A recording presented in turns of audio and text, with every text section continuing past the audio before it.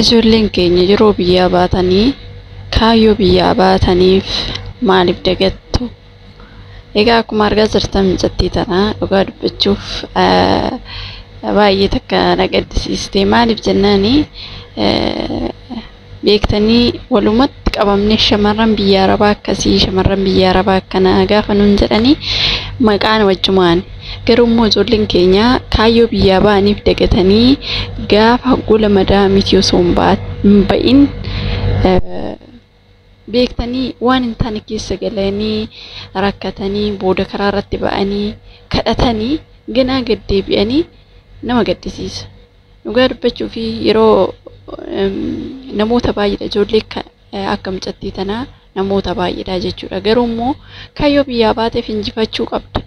Maaliif akka biyyaa baatee akkasumas maaliif biyya keetirraa baatee kaayyoo kee osoo hin beekin biyyaa hin baatu jechuudha. Karoora hundi keenyayyuu karoora qabna.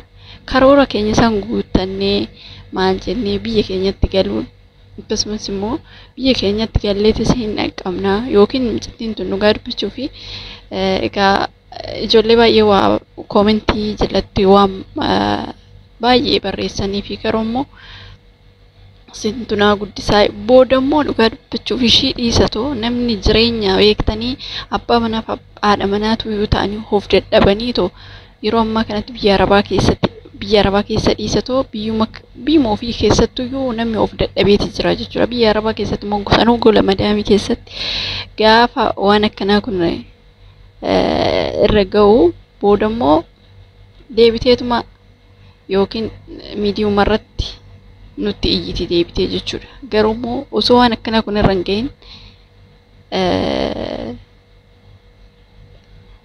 xinqaaqee godhuu qabda.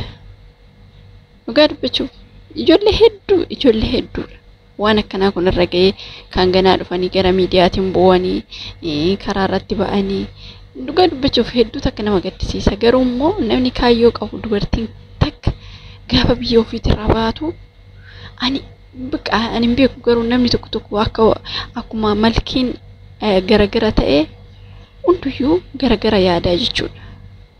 Garuu immoo waan akkanaa kana biyya ormaa keessatti yaadu jechuun yookiin immoo tarii giddisiisanii miti. Mucattiin kun akkuma argitan guddoodha. Nama guddoodha dhugaa dubbachuuf. Ani jalqaba beektanii yeroo baay'ee nan argaa gara miidiyaa kanarratti baatee miidiyaa irratti ba'anii iyyuu nama dhibu amma akkana miidiyaa irratti of agarsiistee maal jettu kanaa miti booda. Kanaafiyyuu dursaatoo xinqaaqee godhadhaa isiniin jedha. Keessattuu shamarran biyya Arabaa jirtan dhugaa dubbachuuf ijoollee meeqa keessattuu Dubaayii kanatti ijoollee hedduu jechuudha. Garuu cubbuun ijoolleen keenya hojjetaa jiran cubbuu miti dhugaa dubbachuuf. Maal godhuu beektanii keessattuu mana ijaazaa ta'anii gara mana ijaazaa kanatti ijoollee hedduu an mana hin jiran kan ji'a 6 kan ji'a 4 kan ji'a meeqa kanatti ofirraa baasaa oolu jechuudha. Garuu immoo maaliif kaayyoo biyyaa baateef san dagattee gaafa rakkina Itoophiyaatti rakkattee baate san dagattee gaafa asitti dhuftee mataa ol qabattu waan akkanaa kana yaaddee deebitee immoo dhuftee booda kan nutti boosoma. Kanaafiyyuu nama hunda jechuu kiyyaa miti. Shamarran hunda jechuu kiyyaa miti. Shamarran takka hin jirti beektanii dhugaa dubbachuuf. Garuu immoo kaayyoo biyyaa baate san hin dagatin. Waan bakka yaaddee bakka kaatee hin dagatinii kan jedhu tokko hin jira. Kanaafiyyuu ijoolleen keenya kaayyoo biyyaa baataniif hin dagatinaa. Waan akkanaa kanarraa of eeggannoo godhaa. Keessattuu immoo mana madaamii teessee akka maalitti dhaga'ama dhugaa dubbachuuf maaltu sitti dhaga'ama? Ijoollee baay'ee dhaginaan akkanaa namoota baay'eedha keessattuu biyya kana keessatti dhugaa dubbachuuf waan baay'ee tokko nama saalfachiisudha jechuudha. Kanaaf biliisa of eeggannoo godhaa. Biyya ormaatitti naftu booda gaafa ijoollee godhattee arabni fuutee talatti gadi si darbiti. Namni heeyyamtuyyuu waan akkanaa kanan jaallatu dhugaa dubbachuuf keessattuyyuu nama kana sooriyaan hin argine garuu akkas biyya gurguddaa ta'een alatti biyyoota Arabaa xixiqqoo tana keessatti dubartii amma fakkeenyaaf micayyoo wayiitu jira. Micayyoo suni beektanii haati manaa namicha sanii Ameerikaa jirti. Gaafa Ameerikaa jirtu sarratanyaa fudhatee sarratanyaa gaafa fudhatu micattiin san dirqisiiseeti garuu dirqisiisee taphachaa ture. Isaan booda micayyoo sun gaafa ulfooftu baqa beektanii gadiin baatu. Isaan booda gaafa isheen ijoolleen kan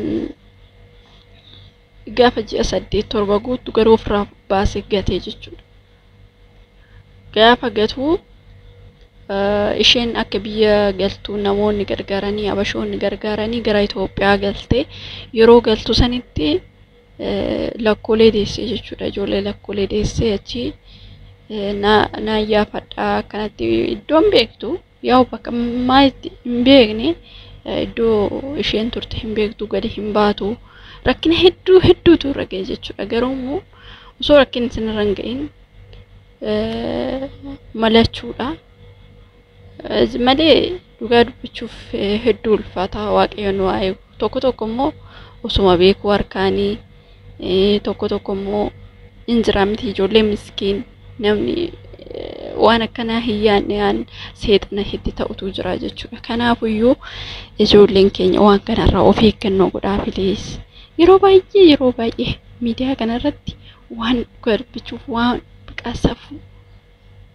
Kanaafiyyuu immoo miidiyaa irra baatee kana agarsiifachuun immoo sirrii miti.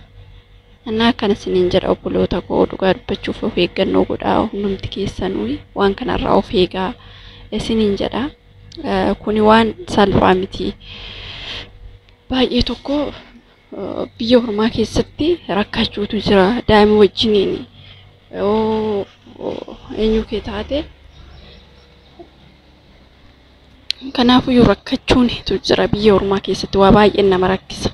Kanaaf of eeggannoo godhaa filees ijoolleen waan kanarraa barachuu qabdu. Dubartiin takka sirriitti xinqaaqee godhachuu qabdu.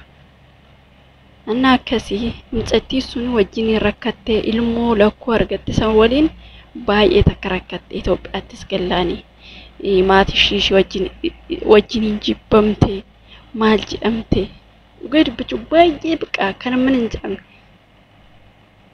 Kanaafiyyuu of eeggannoo godhaa isiniin jedha. Hanga dandeessanitti waan kanarraa of eeggannoo godhaa sirriitti of eeggannoo barbaachisa. Dhugaa dubbachuuf waan salphaa isinitti fakkaatin akkuma har'a kolfitan kana miti akkuma boodammoo kolfii kun maal ta'a gara boochaatti jijjiirama.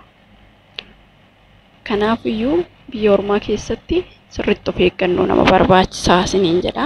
Micayyoo tana amma fumaatti fakkaachuu dhiisuu danda'a. Gin booda gaafa rakkatte ishumatu deebi'ee ta'uu ishumatu deebi'ee miidiyaa kanarratti